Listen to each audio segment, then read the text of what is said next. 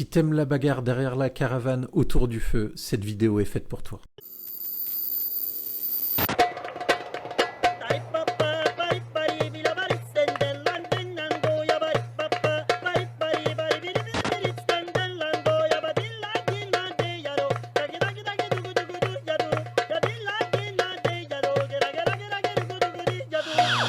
Point de bagarre dans cet épisode, point de caravane non plus.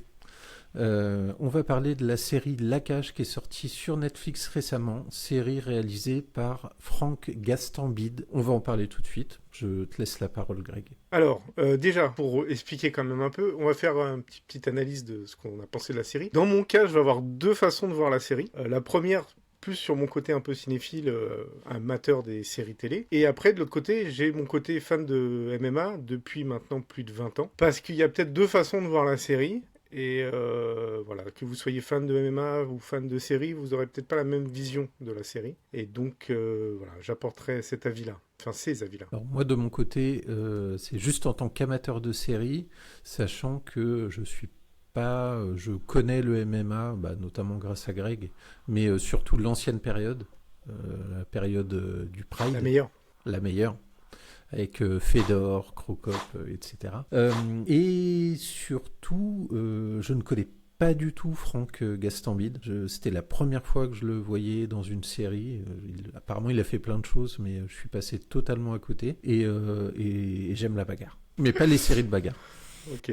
Dans mon cas, j'ai vu, j'ai dû voir, j'ai vu les Kaira et j'ai vu Pattaya. Et je crois que c'est tout ce que j'ai vu de. Ah non, non, j'ai vu que ça.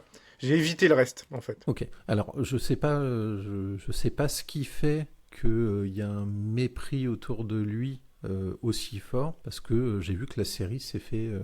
Alors, j'ai pas regardé du tout. J'ai regardé aucune critique pour être vierge de tout avis externe, mais il se fait quand même pas mal cracher dessus. Alors, j'aurais tendance à faire ça aussi. Je vais pas mentir, hein, voilà. Mais bon, si on va partir de Franck Gastambide. Les Kaira, c'était cool. Honnêtement, je trouve vraiment que les Kaira, c'est sympa, c'est très drôle et tout, c'est vachement bien. Pattaya, je trouve ça très très nul. Voilà, après c'est mon avis, mais je trouve ça très nul. Après, il a fait Taxi 5, je crois. Alors, autant dire que ça, j'ai même pas été le voir, hein, au secours. Et il est quand même un peu catégorisé ciné à gars de cité, quoi. Voilà. D'accord, ok. Il fait un peu du film pour gars de cité. Ok. Voilà, c'est peut-être que lui appréciera pas ça, mais c'est un peu ça. Et donc automatiquement, c'est ce qui fait aussi qu'à mon avis, c'est un peu fait taper dessus au départ. Moi, du coup, j'ai un peu un mauvais a priori sur lui, parce qu'à part en effet les Kaira, j'aime pas grand-chose. Ou en tout cas, ça m'intéresse pas sinon. Mais j'avais envie de voir, parce que comme je disais, voilà, je suis fan de MMA depuis plus de 20 ans. Il y a pratiquement rien de bien qui a été fait sur MMA, à part un film qui s'appelle Warrior, qui est sorti en 2011, dont on parlera peut-être vite fait. Et du coup, première série sur le MMA, en tout cas en France, parce qu'il y en a eu un petit peu à l'étranger. Il y a eu par exemple une série qui s'appelle Kingdom, qui est sortie il y a 10 ans à peu près, avec Franck Griot, que je n'ai pas vu, mais qui paraît pas trop mal, mais voilà, elle est passée inaperçue. Donc voilà, donc là, La Cage, j'avais envie de voir. C'est une série en plus qui a eu quand même un gros budget, hein, parce que de la bouche de Franck Gastambide, il a eu plus de 10 millions. Bien plus que 10 millions, il a même dit pour 5 épisodes. Donc c'est quand même un beau budget. Hein. Donc j'avais envie de voir, et surtout Franck Gastambide, je sais qu'il connaît beaucoup de gens dans le MMA, qu'il aime beaucoup le MMA. Moi-même, qui ai été à 2 UFC sur Paris, je l'ai déjà vu de loin, mais je l'ai déjà vu dans le public, donc je sais qu'il aime le MMA. Donc j'avais envie de voir. Mais c'est vrai que j'avais aussi un a priori sur ses qualités de réalisateur, on va dire. On va voir tout ça. Déjà, le pitch, est-ce que tu peux nous faire le pitch en quelques mots? Alors, ça va être la première critique, ça va pas être compliqué de faire en quelques mots. Le pitch, c'est un gars qui a envie de monter dans le milieu du MMA, que personne ne croit en lui, et à un moment, il a une occasion de se confronter plus ou moins sur un sparring un peu dur face à un pseudo-champion, on va dire, en tout cas quelqu'un qui est un peu reconnu dans le MMA, et par ce biais-là, il se fait repérer, et du coup, ça l'amorce un peu sur une possible carrière montante dans le MMA. D'accord. C'est un peu Rocky. Hein. C'est beaucoup Rocky. Ouais. Ouais, Voilà, vous prenez Rocky, un gars qui est un peu seul dans son coin, personne ne croit en lui, mais il veut se battre contre plus fort pour devenir le champion. Voilà, c'est de la repompe de Rocky. Globalement, la série, c'est de la repompe de beaucoup de Rocky, mais en moins bien. ok. Et à la française. Voilà. Ok, bah merci. Alors, on peut peut-être. Alors, pour préciser, on a regardé les 3 premiers épisodes. Oui, c'est le concept du coup de 1, 2, 3 Viva la série. C'est le concept et on dira à la fin de la vidéo si on continue ou pas. Alors, on a parlé de Gaston Bide, on a parlé du pitch qui correspond en fait au scénario global. Oui, oui. Euh, Est-ce qu'on peut parler des acteurs déjà Oui. et, Est-ce qu'il y avait des acteurs Les acteurs sont pas très bons, je trouve. Je trouve que les acteurs sont pas très bons. Après, pour être un peu de leur côté, on leur fait jouer des choses qui sont pas très intéressantes et pas très bien écrites, je trouve. Donc le jeu est pas super. Voilà, moi j'ai pas accroché, j'ai pratiquement personne. En fait, c'est marrant, il y a Cyril Gann, je l'ai trouvé pas trop mal, alors qu'il est pas acteur, il commence à faire 2-3 trucs, il aimerait bien, je crois, faire un peu de cinéma. Lui, j'ai trouvé pas trop mal en fait, j'ai trouvé qu'il était assez naturel et tout. L'acteur principal, je le trouve pas fou. Non, les acteurs. Franck Gastambide, il est pas très bon. j'ai l'impression que l'acteur principal, donc Taylor, celui qui joue le rôle de Taylor, c'est plus un sportif qu'un acteur. J'ai l'impression que globalement, vu que ça se passe dans le milieu du MMA, ils ont pris des gens qui pratiquaient du MMA et peut-être C'est le problème. acteurs à côté, quoi. C'est le problème de la série, c'est qu'ils auraient peut-être dû prendre moins de gens qui venaient du MMA et plus de vrais acteurs, de vrais comédiens. Et du coup, niveau jeu, c'est pas bon, quoi. Moi, globalement, c'est vraiment pas bon, je trouve. Alors Gaston Bide, je l'ai pas trouvé catastrophique, même si il a qu'une seule expression faciale durant l'ensemble des 3 épisodes. Et l'acteur principal, bah, il joue. Il est ni bon ni mauvais. Voilà. En fait, le problème, c'est que le personnage n'est pas très bien construit. Donc, il joue un personnage qui est pas très intéressant. Lui, il a un jeu assez lambda. Donc, en fait, rien n'est mis en valeur, en fait. C'est ça le problème. C'est que, du coup, le personnage n'est pas mis en valeur. Et du coup, sur la continuité de la série, je trouve qu'on s'attache pas spécialement au personnage. Et on se fout un peu de ce qui va gagner, ce qui va pas gagner, ce qui va avancer ou pas. On s'en fout un peu, en fait. Et c'est un peu le problème. Un des gros problèmes de la série, c'est qu'on s'en fout un peu. Alors il y a ce côté-là, acteur, donc l'acteur principal, qui a un rôle qui est effectivement tout à fait classique, avec beaucoup de raccourcis, je trouve, entre le moment où on le voit dans son environnement, qui semble être un petit club de MMA, après je sais pas si Ouais. c'est le cas, entre le moment où il est considéré comme amateur, qu'il a l'ambition. Alors comme ça, d'un coup, dès le début de la série, on voit qu'il a l'ambition de monter plus haut. Et le moment où il y arrive, où il semble aller dans le bon sens, je trouve que c'est quand même très très rapide, quoi. Bah oui. Déjà, je pensais que, sans trop en dévoiler, je pensais que tout ça allait se passer sur 5 épisodes. Et il y a des choses qui se concluent déjà au bout de 2 épisodes, quoi, plus ou moins. Donc c'est vrai que c'est assez rapide. Et le problème, pour revenir sur la construction du personnage, c'est que il y a beaucoup de repompes de Rocky. Il y a Rocky qui est repompé à mort, Rocky 1, Rocky 5, Rocky 4. Il y a des choses qui sont repompées sur tous les Rocky. Et ce qui est triste, c'est que, quitte à repomper Rocky, ce serait bien de bien regarder Rocky. Et s'il y a bien un truc, en tout cas sur Rocky 1 qu'on peut voir, c'est que si Rocky a autant marché, c'est pas parce qu'il y a de la boxe à la fin du film, en fait. C'est parce que le personnage était différent, parce que le personnage était bien écrit, parce que c'était un personnage différent de tout ce qu'on pouvait voir à l'époque. C'est un personnage simplet, qui est très attachant, mais qui est simplet, qui est un peu perdu dans sa vie. Enfin, le personnage Stallone avait écrit, c'est Stallone du coup qui avait écrit le scénario, et il avait écrit vraiment un personnage hyper attachant, hyper intéressant. Donc avant même de faire des combats de boxe et des entraînements, voilà, c'est bien d'écrire vraiment un personnage. Là, ce qui m'a étonné, c'est que j'ai vu, ils sont 4 scénaristes. 4 scénaristes, je ne sais pas qui s'est occupé de construire le personnage principal, mais ça devait être le 5e mec qui n'était pas venu, parce que voilà, le personnage, il est faiblard, quoi. Pour le coup, l'ensemble des personnages sont simplets. Oui. Donc, effectivement, on n'est pas tombé sur les chips les plus croustillantes du paquet. Et ça se ressent au niveau des dialogues. Mais je me dis...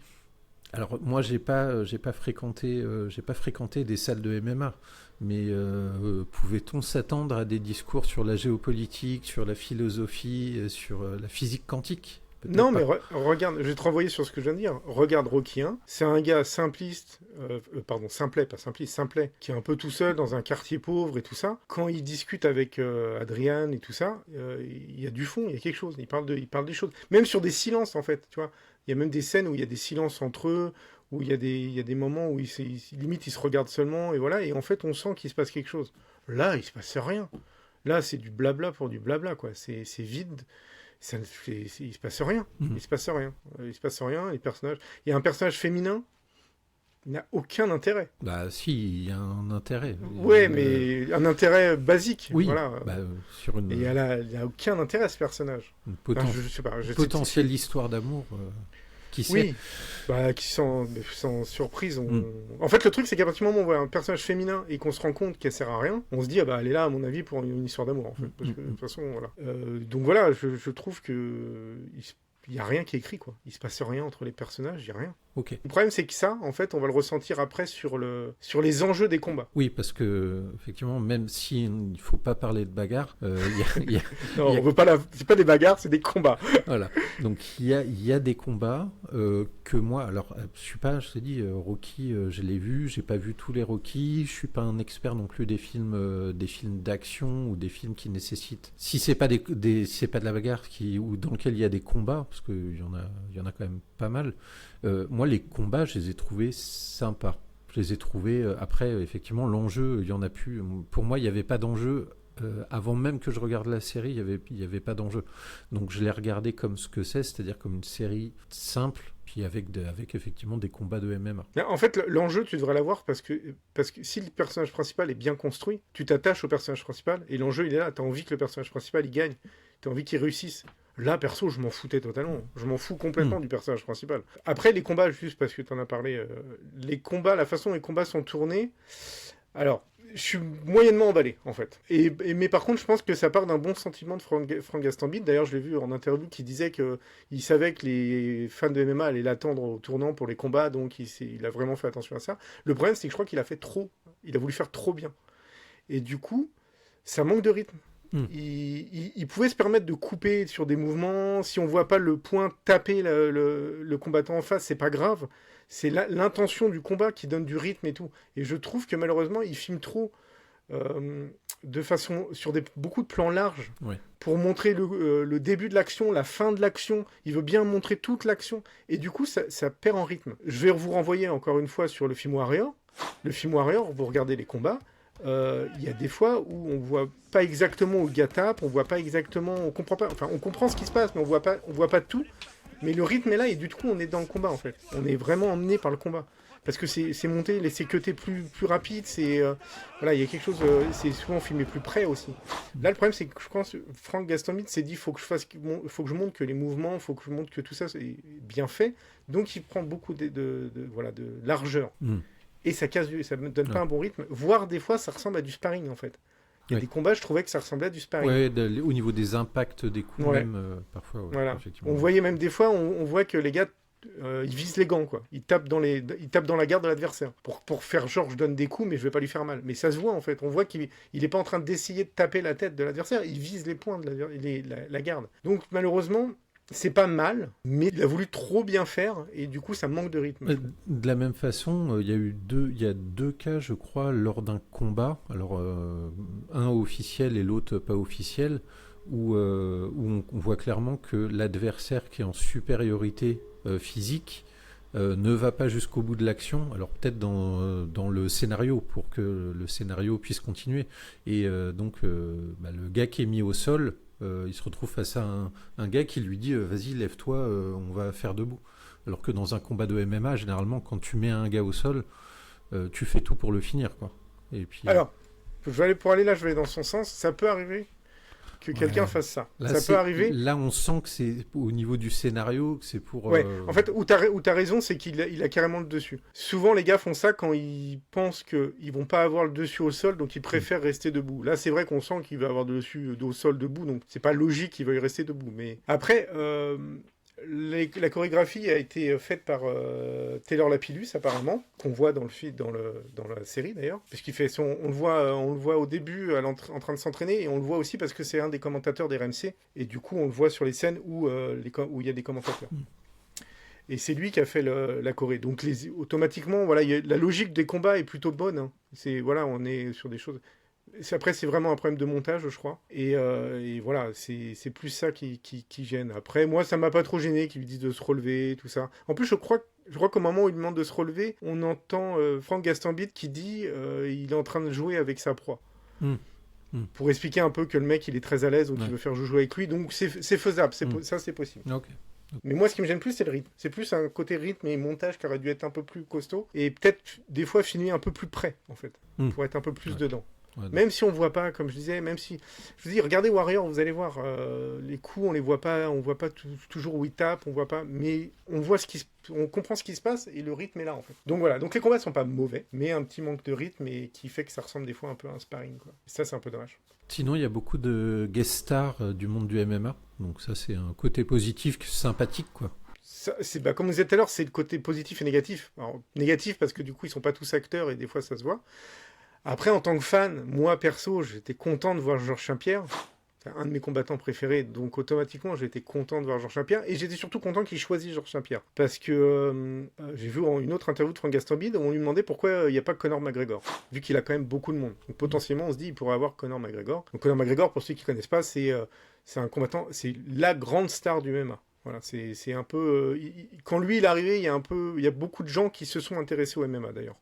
Et il a un peu modifié la vision des gens du MMA. Il a transformé ça encore plus en show, en fait. Et donc, Franck Gastambide explique qu'il n'y a pas Conor parce qu'il voulait que son personnage aille dans une démarche positive et d'un bon esprit. Et on sait que Conor McGregor, voilà, entre ses problèmes de bagarre, ses problèmes d'alcool, ses problèmes peut-être de drogue, voilà, c'est pas ça. Hein. Donc du coup, je sais plus pourquoi je disais ça, mais du coup, voilà.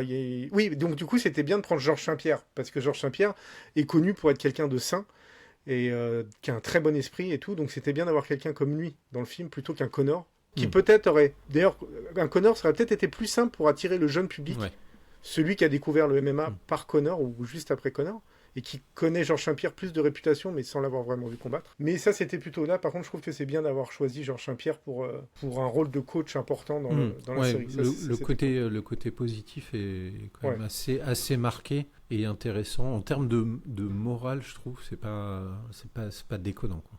Non, ça c'est bien. Et c'est vrai que quand on aime le MMA, quand on est vraiment un vrai fan de MMA, le côté chaud, on est des brutes, on est des bagarreurs, on est des voyous, il y a un moment, ça saoule un peu, quoi. Ça saoule un peu. Moi, ça fait longtemps que je suis fan. J'ai vu tous les moments où des gens ont essayé de rendre le MMA légal en France. Et ce qui revenait toujours, c'était il n'y a pas de règles, c'est des brutes et machin, tout ce qui était faux parce que les gens s'y intéressent pas. Donc c'est bien. Et d'ailleurs, moi personnellement, je me suis toujours dit que peut-être qu'on arriverait à légaliser en France grâce à Georges Saint-Pierre, qui pour ceux qui ne le connaissent pas est québécois, donc du coup parle français et un peu un cousin de la France. Donc je m'étais même dit à une époque, ce serait peut-être lui qui pourrait nous aider en fait à ce que ça devienne légal et plus reconnu. Donc non, le fait d'avoir Georges Saint-Pierre, c'était cool. En plus, même les lieux, ils s'entraînent chez Georges Saint-Pierre. On est chez Georges Saint-Pierre. On a le staff, en tout cas le staff le plus proche de Georges Saint-Pierre avec Firas Zaïbi et tout ça. Enfin, on a des gens. Et voilà. Et du coup, ça c'est plutôt bien. Après, il essaye trop d'en mettre, je trouve. Il essaye trop de donner de dire aux fans, tiens, je vous mets ça, toi tu vas comprendre, tes fans, ça va te faire plaisir. Et des fois, il y a des scènes qui servent à rien. Il y a une scène, je vous spoil, mais je vous spoil pas, parce qu'en fait, on s'en fout, la scène, elle sert à rien, où il y a un combattant qui vient voir Franck Gastambide et qui lui dit qu'il va partir avec un autre coach. Et en fait, ça, c'est un truc et en plus, il cite l'autre coach. Il dit que c'est Fernand Lopez. Et c'est vraiment quelqu'un, Fernand Lopez ? Et Fernand Lopez est connu, c'est le coach de Cyril Gane. C'est celui aussi qui a aidé Ngannou à arriver à l'UFC. D'accord. Et en fait, Fernand Lopez a perdu un combattant important il n'y a pas longtemps, Imavov Nassourdine. Et en parallèle, il y a aussi Benoît Saint-Denis qui a laissé tomber Daniel Warin. Ça, on n'en parle pas, mais c'est aussi quelque chose qui a traversé. Et donc, je pense qu'il place cette espèce de petite scène, histoire de dire, des fois, il y a des coachs qui ont des très bons combattants qui décident de partir du jour au lendemain, parce que c'est quelque chose qui s'est passé d'un peu dans la vie du MMA. Mais dans la série, cette scène n'a aucun intérêt. C'est vrai. Et il met souvent des petites touches comme ça. Quand le gars s'entraîne avec Cyril Gane, il lui dit explique-lui comment t'as géré tel combat, explique-lui comment t'as géré tel combat. Et les fans vont se dire ouais, c'est vrai, je savais ça, je l'ai vu. Mais les gens qui ne connaissent pas vont se dire mais pourquoi il raconte ça live, en fait. Et c'est ce que je me suis dit. Ça n'a aucun intérêt. C'est ce que je me suis dit. Ça n'a aucun intérêt. Ouais, c'est du fan service. C'est vraiment ça. Je trouve vraiment que la série c'est un pur fan service. Il a mis beaucoup de choses dans les noms, il a mis beaucoup de choses dans les gens qu'on voit à l'écran pour ceux qui sont fans et qui connaissent. Mais si vous connaissez pas, il y a plein de trucs. En fait, vous en foutez, vous. Voir Cyril Gane, voir Cyril Gane, Abdul, on voit qui? On voit plein de monde, hein. On voit Saladin Parnasse, on voit plein de gens sur des scènes qui des fois n'ont pas d'intérêt. Et ça, je pense qu'il est tombé dans un piège avec ça. Il aurait dû en mettre moins. Dans Warrior, par exemple, je reviens là-dessus, mais dans Warrior, je crois qu'on doit voir à tout casser 3 combattants. On doit voir Rashad Evans, Bonnard et Anthony Johnson, je crois. On les voit rapidement dans le truc. Ils n'ont pas un intérêt, mais on les voit vite fait. Et voilà, il y a pratiquement personne. Et quand il y a, c'est pas l'intérêt du film, en fait. Et là, le problème, c'est que l'intérêt de la série, c'est les gens qui apparaissent, c'est les guests. Mais si les guests vous intéressent pas... Et puis les guests c'est sympa, hein. Le premier épisode, j'étais content. Hein. Mais au bout d'un moment, bon... Puis en plus, ça fait même des scènes qui sont un peu ridicules. Enfin, je sais pas ce que t'en as pensé, mais la scène du podcast de Cyril Gane avec Ragnar et Théodore... Oui, celle-là, j'ai trouvé insupportable. Oh là là. J'ai trouvé ça insupportable. Je suis tout à fait d'accord avec toi, cette scène est catastrophique. Et ça pue. Moi, je pense en plus que c'était de l'impro. Il y a eu beaucoup d'impro, je pense. Ragnar, il essaie d'improviser. C'est pas beau. Enfin, on a l'impression qu'il pédale un peu dans la semoule et tout. Voilà. Théodore fait juste rire. Et Cyril Gane, si, ça va, il est correct et tout. Il fait son truc. Mais cette scène, elle est chiante. Elle est affreuse. Ouais. Elle paraît longue, elle paraît sans intérêt. Ouais, elle est horrible. Ouais. Ah là là, c'est terrible. Donc, en fait, voilà, je pense qu'il s'est perdu dans les guests. Ça fait plaisir de les voir quand on connaît. Mais ça fait pas la série, quoi. Donc ça, c'est un problème. C'est bien et pas bien. Ok. Écoute, merci pour ces infos. Et donc, est-ce que toi, en tant que fan, tu vas continuer à regarder la série quand même pour... alors, non pas pour le scénario, mais pour le sport. Alors, je vais continuer à regarder, étonnamment. Pour 2 raisons. Parce qu'il y a 5 épisodes et j'en ai déjà vu 3. Donc, je me dis, bon, allez, au point où on en est, ça me donnera peut-être l'impression de ne pas avoir perdu 3 heures, déjà. Donc voilà, je pense que s'il y avait eu 10 épisodes, je t'aurais dit je regarde pas, parce que honnêtement la série ne m'a pas plu plus que ça. Et aussi parce que je sais que John Jones doit apparaître, et c'est un de mes combattants préférés, et j'aimerais juste voir ce qu'il va faire dans la série. Donc c'est juste par curiosité, et là pour le coup c'est vraiment le côté fan service, hein. Mais la série en elle-même, sinon je la trouve vraiment pas bien, quoi. Je trouve vraiment pas que c'est... Non, il y a pas grand-chose. Et il a pris, comme je disais, il a pris du Rocky, mais il a pas pris les bons côtés de Rocky. Je pense aussi qu'il a repompé un peu Warrior, parce que dans Warrior, il y a un des personnages qui devient un peu connu, parce qu'en fait, il fait un combat contre quelqu'un qu'il n'est pas censé battre, et qu'on le filme avec un téléphone, et que ça part sur Internet. Donc, on va pas se mentir, il y a la même chose dans la cage, c'est de la pure repompe. Donc, en fait, la cage, ils ont repompé Warrior, ils ont repompé Rocky, et ils ont fait beaucoup moins bien que Warrior et Rocky. Donc... je n'ai pas d'intérêt à regarder. Et j'ai envie de dire aux gens, allez voir le film Warrior, si vous aimez ça. Même si vous n'aimez pas le MMA, vous allez voir en fait qu'on peut faire un film qui parle de MMA, mais où il y a une vraie histoire des personnages. Et Rocky, pareil, regardez au moins Rocky 1, quoi. Et vous allez voir la construction d'un personnage qui est hyper attachant et qui est hyper intéressant. Et vous allez vous rendre compte que combat ou pas combat, on s'en fout, en fait, plus ou moins. D'ailleurs, dans Rocky, le combat final, c'est loin d'être la meilleure chose qui a été faite niveau boxe au cinéma, hein. Donc, voyez Rocky, voyez Warrior, mais la cage, c'est pas d'un grand intérêt, quoi. On peut s'en passer. Ouais. Ok, moi pour ma part, je ne continuerai pas parce que j'ai beaucoup de choses à regarder. Je te demanderai, Greg, comment ça se termine, si ça se termine bien ou pas. Je te dirai, j'ai juste un dernier petit mot. À l'occasion de la sortie de la cage, il y a RMC qui a sorti un documentaire aussi sur le MMA, l'histoire du MMA. Tout n'est pas parfait, hein. Il y a des choses à redire. Pour le côté négatif, par exemple, un documentaire sur l'histoire du MMA qui parle que 2 minutes du Pride, 30 secondes de Fedor, qui ne cite même pas le nom de Demetrius Johnson, et qui ne parle pas du One, qui est l'organisation asiatique la plus grosse, qui regroupe, je crois, à peu près 1 milliard de personnes, qui regarde et qui est sur à peu près plus de 100 pays. C'est un gros problème. De ne pas parler de tout ça, c'est un gros problème. Mais après, il y a des éléments qui sont intéressants où ils expliquent un peu d'où vient le MMA, approximativement. Hein, tout n'est pas parfait, mais voilà, ils expliquent globalement. Ils parlent un peu des problèmes de dopage, ils parlent un peu des problèmes de cutting aussi. Donc regardez le doc. Voilà, il manque beaucoup de choses sur le doc, faut savoir. Ils ont zappé des trucs. C'est une vision très franco-américaine, mais il y a des trucs intéressants. Donc jetez un œil, c'est sur YouTube. Hein, donc Ok. voilà. Ouais, Fedor, je reviens sur Fedor, voilà. Fedor. Dont on s'est inspiré pour notre musculature, c'est bien sûr. Exactement. Voilà. Et Fedor qui avait inspiré le grand méchant dans le film Warrior. Ok. Qui est joué par Kurt Angle, qui lui par contre n'est pas un combattant MMA, mais était un ancien champion universitaire de lutte et un catcheur très connu aux États-Unis. D'accord. Mais il joue un russe qui parle pas beaucoup et qui a l'air méchant et qui a les yeux bleu clair. Comme Fedor. Comme Fedor. Bon, très bien. Bah, écoutez, si vous avez vu cette série, donc La Cage de Frank Gastambide, et que vous avez apprécié ou non, n'hésitez pas à nous le dire en commentaire. Que dire de plus ? Vous laissez pas piéger par les fanservice, parce que c'est vrai que sur le coup, on a tendance à dire acceptez tout, parce qu'on se dit ah, mais il a mis ça et ça, j'ai les refs c'est trop cool et tout. Mais il y a un moment derrière, il faut qu'il y ait quelque chose, il faut qu'on vous propose quelque chose, il faut qu'il y ait une écriture, il faut qu'il y ait quelque chose derrière. Et là, c'est pas le cas. Donc voilà. Ok, c'était probablement ma première expérience avec Frank Gastambide et ma dernière. Donc, non, regarde les Kaira. Les Kaira, c'est drôle. Non, j'ai pas le temps. Mais c'est pas long, ça doit être 1h30. Les Kaira, c'est drôle.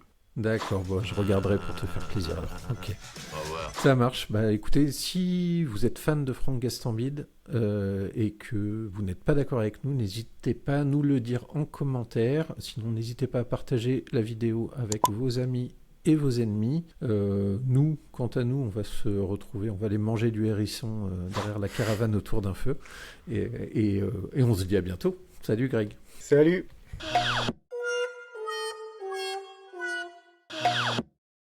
Abonne-toi à la chaîne pour ne pas manquer les prochaines vidéos.